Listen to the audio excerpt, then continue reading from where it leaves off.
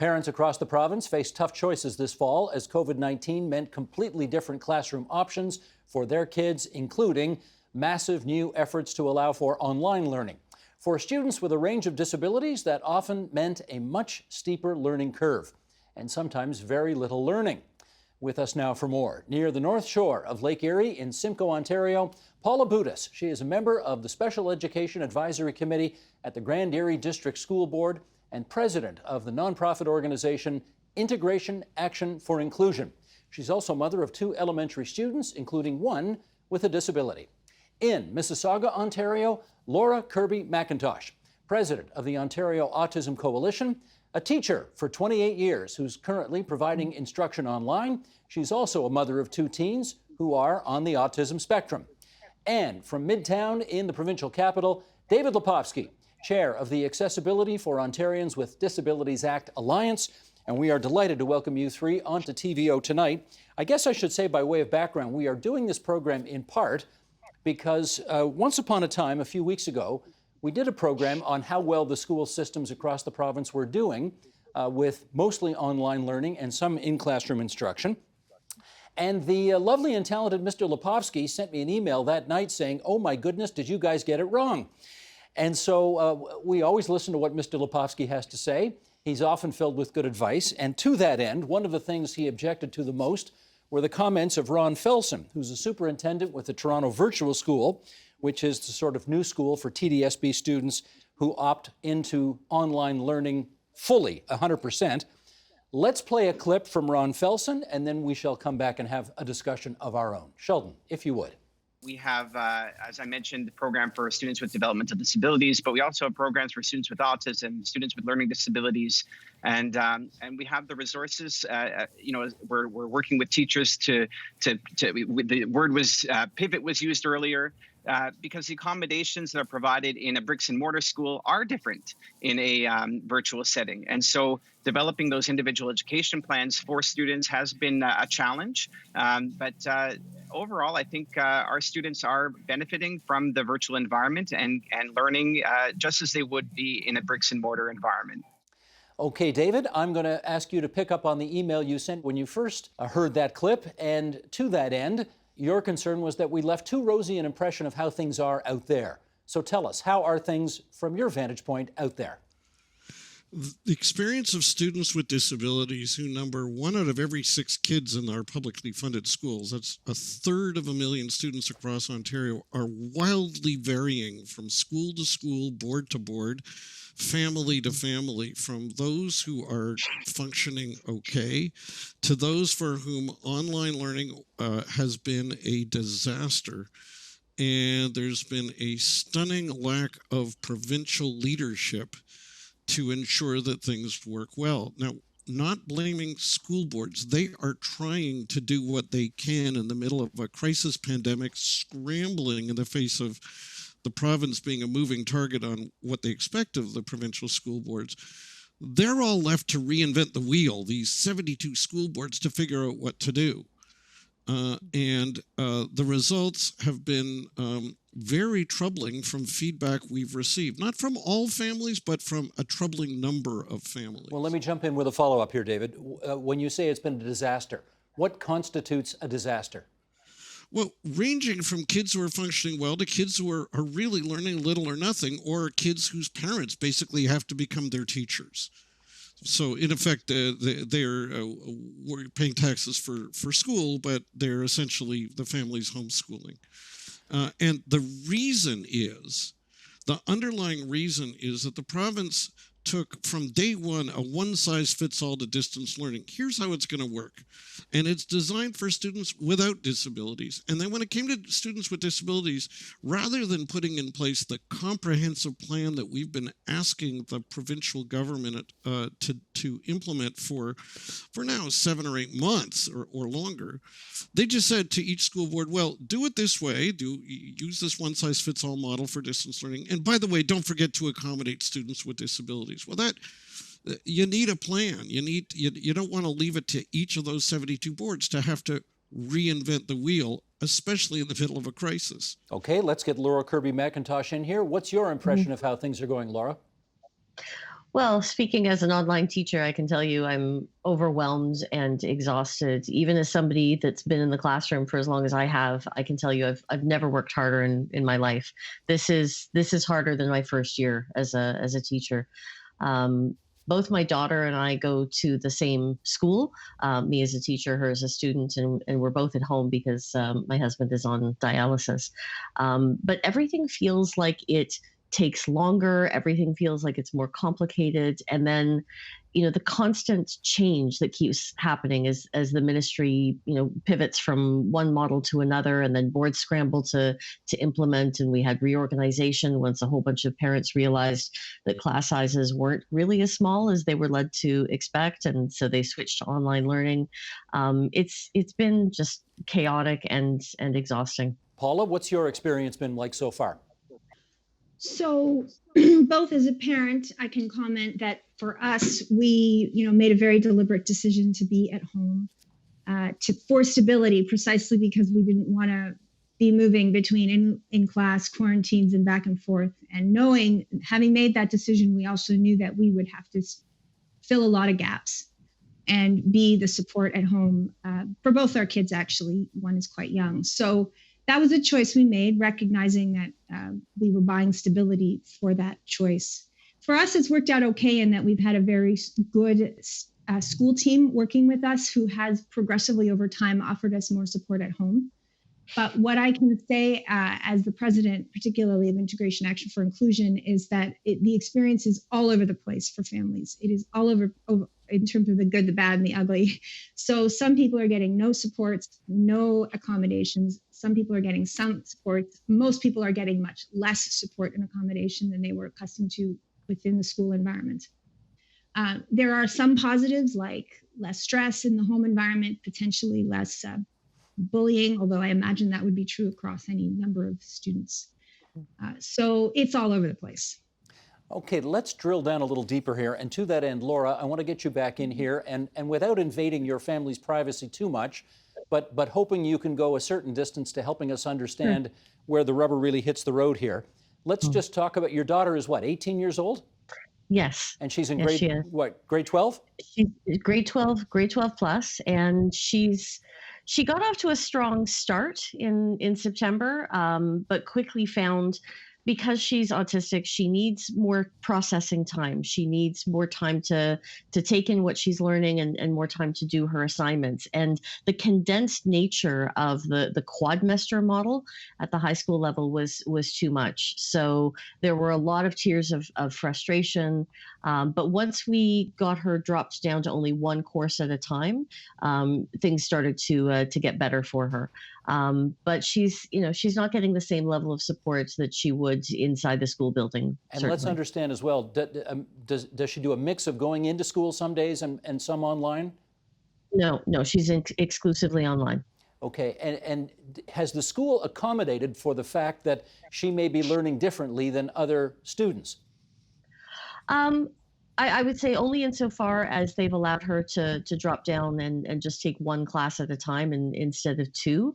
Other than that, I mean, she's not a student that requires a great deal of accommodation, but the model is so condensed now that, like, if she needs an extension, if she needs extra time for an assignment, it's difficult for teachers to give that. So that's the main challenge she's faced. But what I'm hearing from other parents in the Autism Coalition community is quite different. So her experience hasn't been too bad, but there are some families for whom it's been downright awful. Well, I wonder if part of the reason why her experience hasn't been too bad is that she's got a mother who's been teaching for almost 3 decades who can help. That it certainly doesn't hurt. I mean, hey, being a teacher's kid is good in some ways and not so good in other ways. But yeah, definitely, I can help her out. I can help her navigate the system and help her manage her deadlines and so on.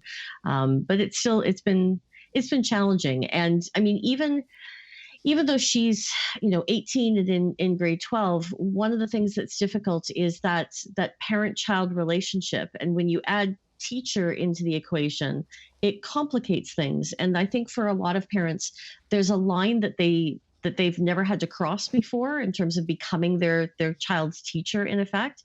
And crossing that line is not always comfortable.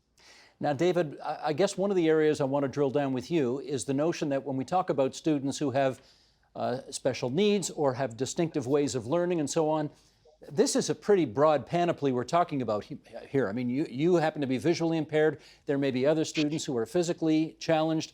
There may be other students on an autism spectrum. There's a wide variety of disabilities at play here. Has the province come up with a kind of a one solution ought to work well for everybody? And if so, how well is that working? Well, no, what we've learned over and over is if you're going to run an education system or any other system, a healthcare system, and you're going to make major changes like they've had to make because of COVID, and we understand why they had to move to distance learning in the spring, of course, and maintain it in the fall, you can't assume that it's automatically going to meet the needs of students with disabilities. They all have individual needs, and therefore you need a plan to address their recurring needs, because a blind kid in Kenora is the same as a blind kid in Cornwall. A deaf kid in London is going to be the same as a deaf kid in Ottawa.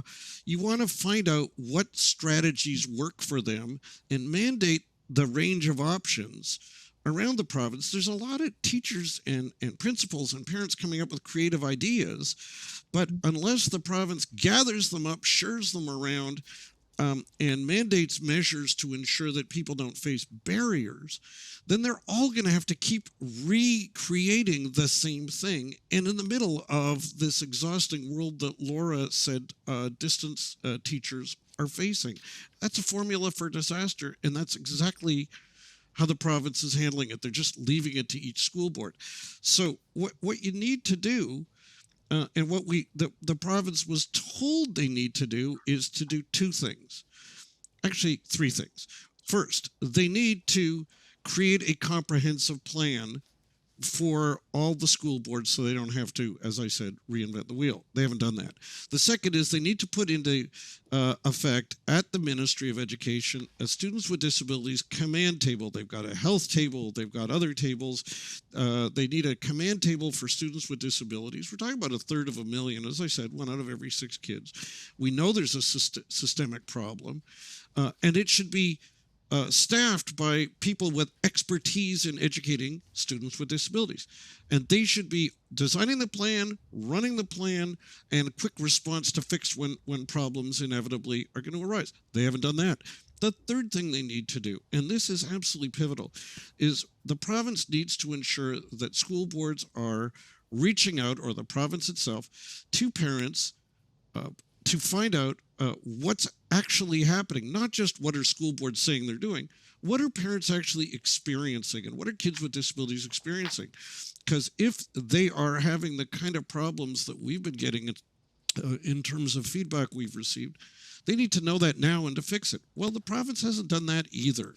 I was on, just one last point, Steve, I'm on the Special Education Advisory Committee for Toronto District School Board, the largest school board in Canada, and last night we had a meeting, and 2 months ago, I think, or 3 months ago, I suggested they need to reach out to parents of students with disabilities that they serve to find out how are things working. Not only haven't they done that, they're just still thinking about how to do that. Now, frankly, that's something the province should have mandated long ago, rather than being in the middle of the school year and having a discussion about, shucks, how might we do this? Well, to that end, I think, Paula, you're in the midst of a survey of parents that you know right now, right? Tell us a little bit about not only the size of the survey, but what you're hearing.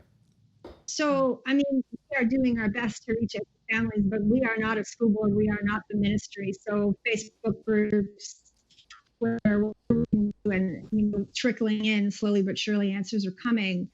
And it is, I think, I can't echo enough David's comments around the need for the boards to be reaching out and for the province to have mandated this, to have allowed for a platform. Listen, it's difficult in the best of times for families with disabilities to convey experiences. I would say there are not very many good ways that boards do that anyway.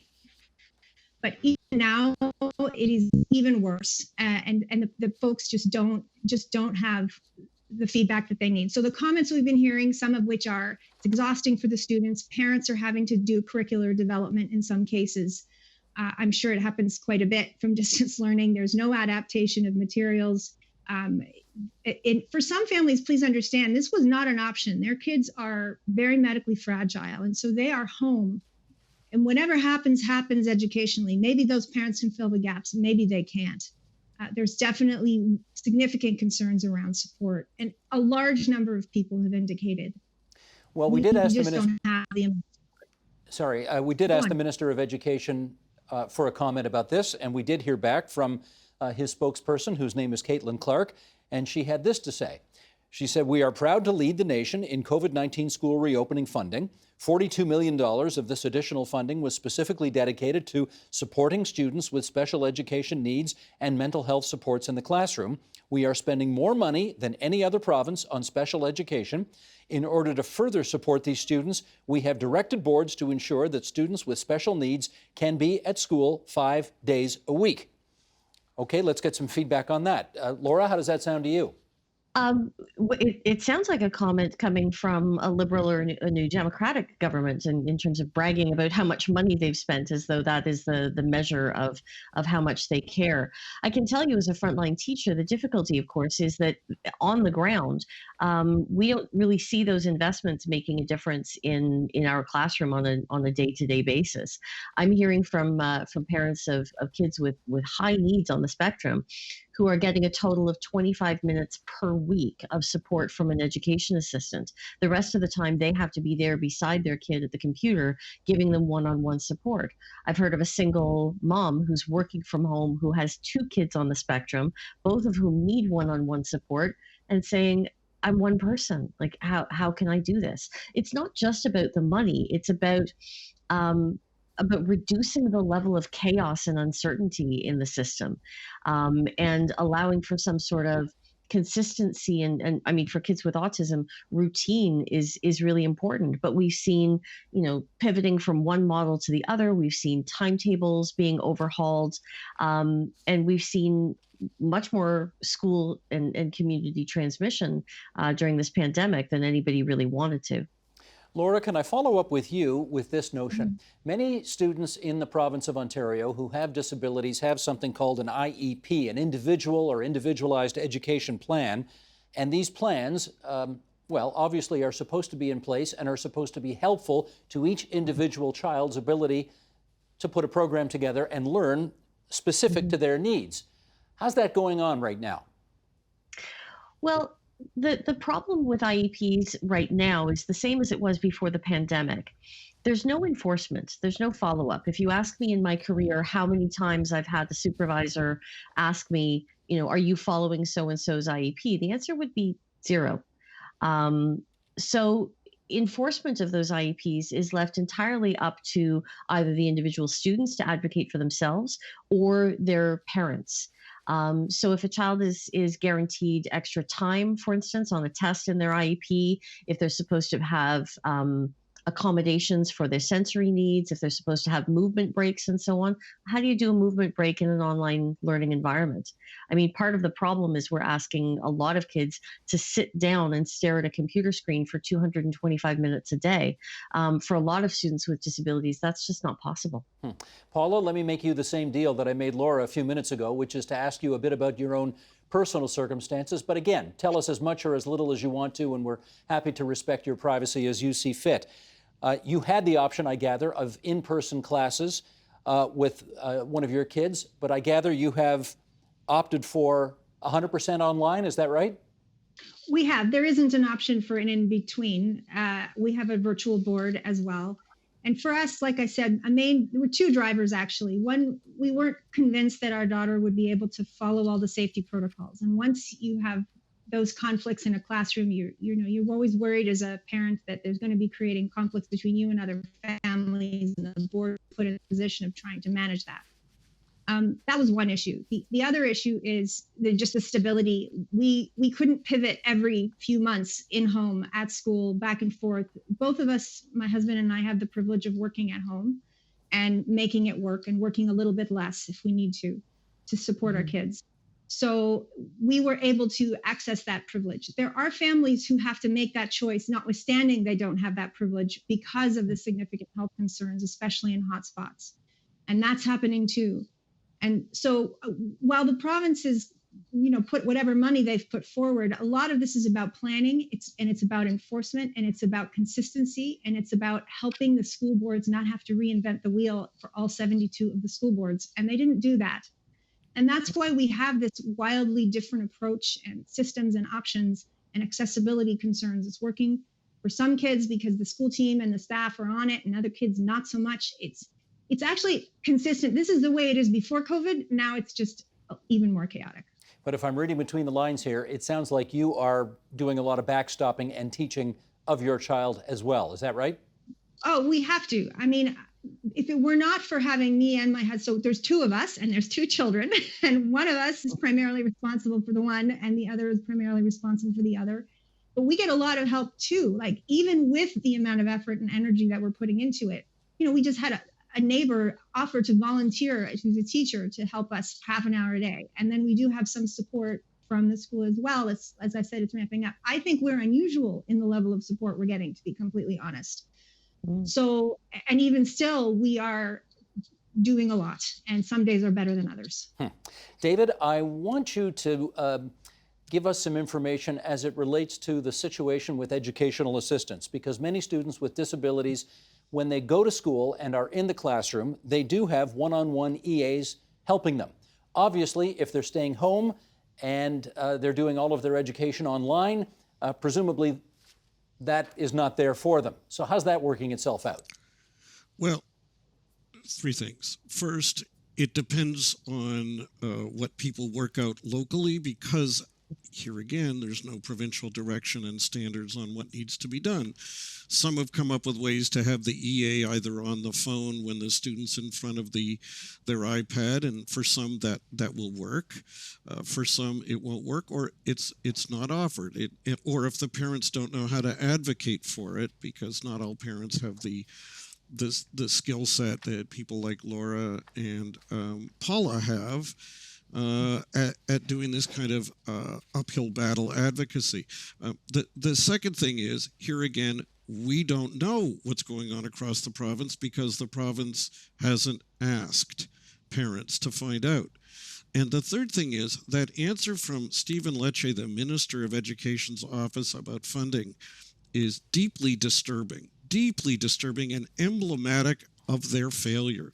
When asked about this, they don't say we've got a plan, or we've got a plan to create a plan, or we have people in charge who actually know what they're doing when it comes to education for students with disabilities. No, they just do the Santa Claus thing. Look at all the money we've given out. Well, $42 million divided by 1/3 of a million kids is a grand total of about $140 a kid. That doesn't buy you a whole lot. But in a lot of ways, Steve, this isn't even about money. The fact is, the provincial blundering is costing us money. If the province came up with solutions and mandated them across the board, as they were repeatedly advised to do for students with disabilities, they would be saving school boards the cost of having to each figure out, how do we do EAs online? They wouldn't know that. I'll give you another example. Right now, look at students who are blind or low vision. For one thing, the online resources that are provided, forgive me, by TVO, to which the government points, have huge accessibility problems. I pointed this out on your program 7 months ago. It appears that nothing has been done to fix them. And certainly we haven't seen anything. We haven't heard anything. And I was just on the site this morning and stumbled within about a minute into accessibility problems. So kids with vision loss, as well as dyslexic kids, are going to have trouble using them. Some teachers of the visually impaired have invented some ways to help a visually impaired student at home with online learning, but there's no provincial oversight to make sure that visually impaired students across the province get a proper number of hours of supportive teachers of visually impaired. The province doesn't know where those visually impaired students are, how many there really are, doesn't know how many teachers of visually impaired there are at each board, doesn't know how many hours a week they're getting. And the feedback is that it varies, again, dramatically from some getting great support invented locally to some getting little or no support. And the province, mindful of this because they've been told, sits back and does absolutely nothing. And it's really this far into the pandemic inexcusable. Well, you say inexcusable. Let me do a quick follow-up with you here. And just, to put on the record here, TVO is one of the largest suppliers of online learning in the province. And I know you are not putting me in the position of having to defend TVO. And frankly, I don't feel any obligation to defend TVO. The record is whatever the record is. But I am curious as to what you think the explanation is for the fact that so little progress has been made, in your view, in this area.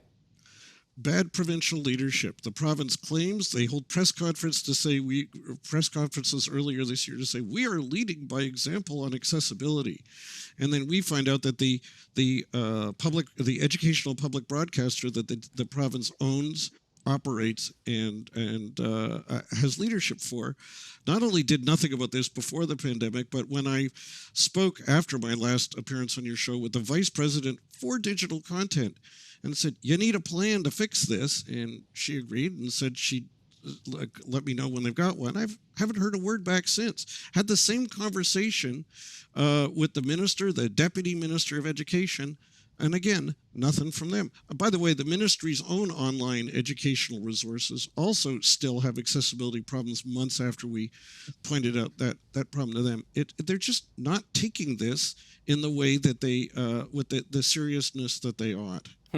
Laura, I want to come back to you on the issue of online versus in-classroom learning. Is it fair to say that, no matter how much you spent or how hard you tried, and I'm not saying they are, but just if, this is a hypothetical, there are some students for whom online just isn't going to work. And in that case, what do we do about them? Absolutely. Clearly online learning works for some students, but you're right. There are some kids that simply cannot adapt to this model. They can't sit still and attend to a computer. The sensory overload of hearing multiple voices at the same time, the visual overstimulation. There's definitely a lot of kids for whom this isn't working. And I've spoken to some parents who have, with reluctance, just given up because it's not worth the battle and the tears and the frustration of trying to drag their kids through every day. In terms of solutions, we're going to have to look outside Ontario, I think, for other ideas and suggestions. I know the UK has just brought in something interesting with hiring a bunch of tutors. But it's really complicated. And teaching online and teaching in person are two totally different experiences. And now, of course, we have this in many boards, this strange hybrid model that's being introduced where teachers are in a classroom with several students who are physically present, and then they're simultaneously supposed to be teaching students who are online. It's just not workable. And it's kids with disabilities who are going to fall through the cracks the most in that model. I spoke with a teacher this week who said that there was an autistic kid in her classroom who was incredibly frustrated because he'd been trying to get her attention for half an hour. He was online and he was putting things in the chat, but the computer's at the back of the room and she couldn't see. And that led to a whole meltdown and a whole series of frustrations. So it's, the hybrid model baffles me to begin with. It's like asking a teacher, here's the best analogy. It's saying play in this basketball game in this court and simultaneously coach that basketball game that's going on in the court next door. Nobody in that model is really getting the optimal educational experience. So I'm not sure whether there's a fix here at all. Well, Paula, let me try this with you. If you get to the end of the year, and not just when I say you, I don't mean you specifically, but parents with children with disabilities, if they discover that the year's essentially been a write-off, do you think it makes more sense to essentially give those kids an F, flunk them, and have them do the year over, presumably a year from now, when things are less dire and maybe back to the way they more normally are? How's that as an option? Well, that's a very hard question to answer. There is a body of evidence out there that indicates that holding kids back when they don't do well has other implications on social and emotional learning. And there are certainly lots of families who would like to hold their kids back. I'm not.